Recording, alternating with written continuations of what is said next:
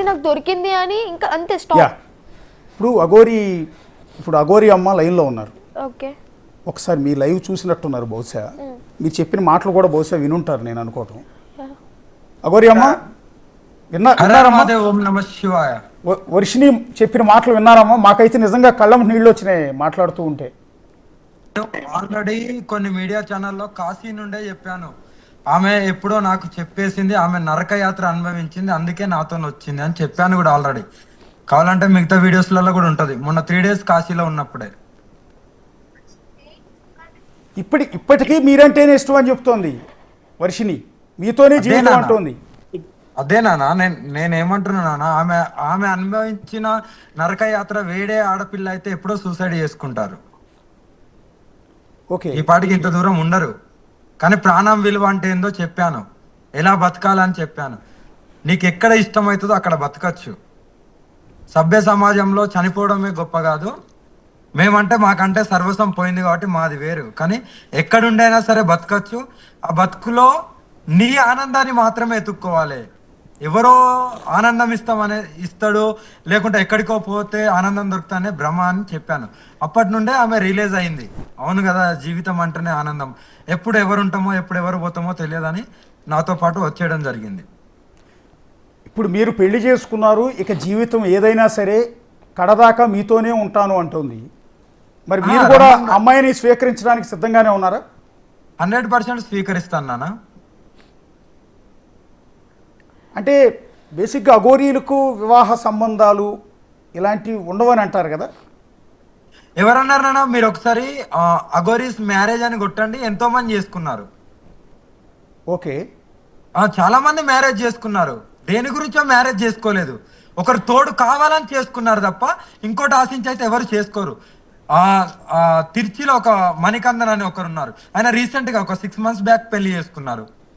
ఇప్పుడు ఈ ఆడపిల్ల అయితే ఎవరు ఉన్నారో, వర్షిని ఉంది కదా, వర్షిని ఇంతకు ముందు చేసిన అఘోరి ఉన్నాడు కదా రాజేష్ నాథ్, ఆయన కూడా మ్యారేజ్ చేసుకున్నాడు, అతనికి కూడా పిల్లలు ఉన్నారు. అదే పాయింట్ నేను అంటున్నాను. కాదండి, ఇప్పుడు మీరు చెప్పిన పేర్లలో ఉన్న వాళ్ళంతా కూడా, నేను మళ్ళీ మీరు బాధపడకూడదు, వాళ్ళంతా మగవాళ్ళు, వాళ్ళు పిల్లలు, వాళ్ళ వల్ల పిల్లలు పుట్టే అవకాశం ఉంది కాబట్టి పెళ్లి చేసుకున్నారంటే అర్థం ఉంది. ఇప్పుడు మిమ్మల్ని పెళ్లి చేసుకోవటం వల్ల అమ్మాయి ఏం సుఖపడే అవకాశం లేదు.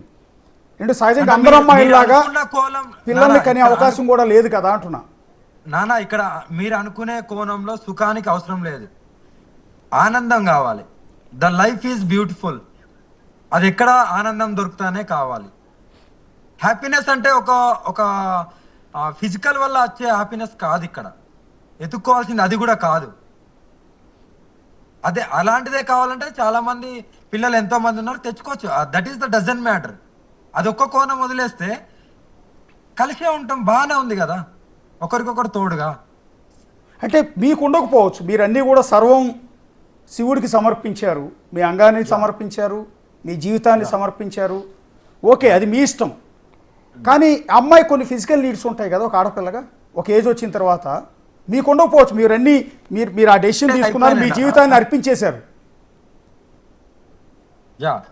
అమ్మాయి కూడా అర్పిస్తా అని మాట ఇచ్చింది కాబట్టి, అన్నిటికీ ఆమె కట్టుబడి ఉన్నది కాబట్టి.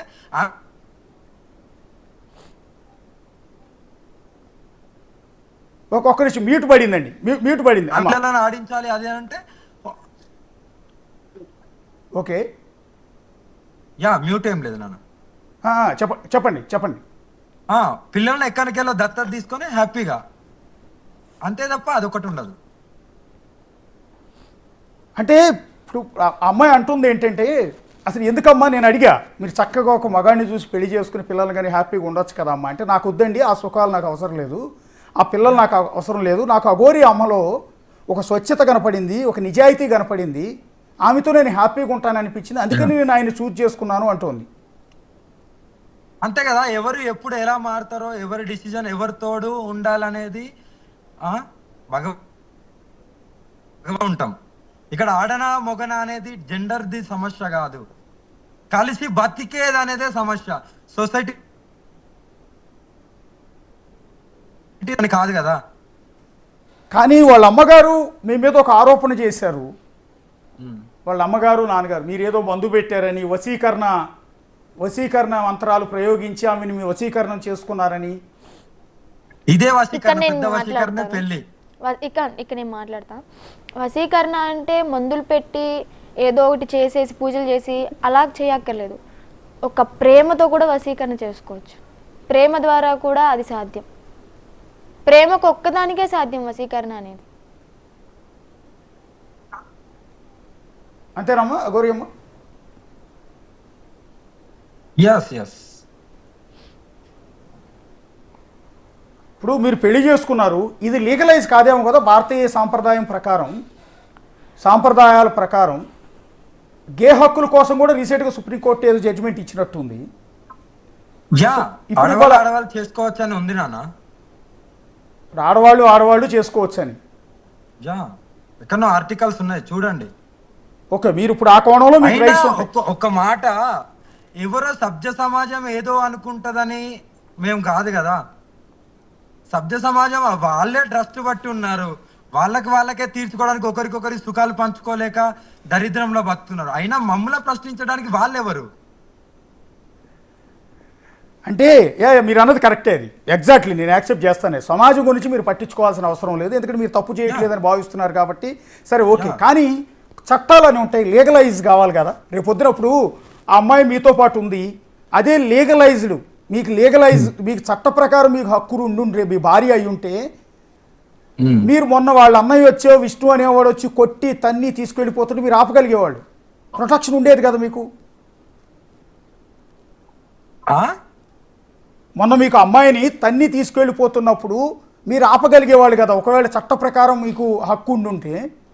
అక్కడ వాళ్ళ తల్లిదండ్రి గురించి ఆలోచించాను, ఓకేనా? వాళ్ళు ఏడుస్తున్నారు కానీ ఆలోచించాను, అదొకటే కోణం.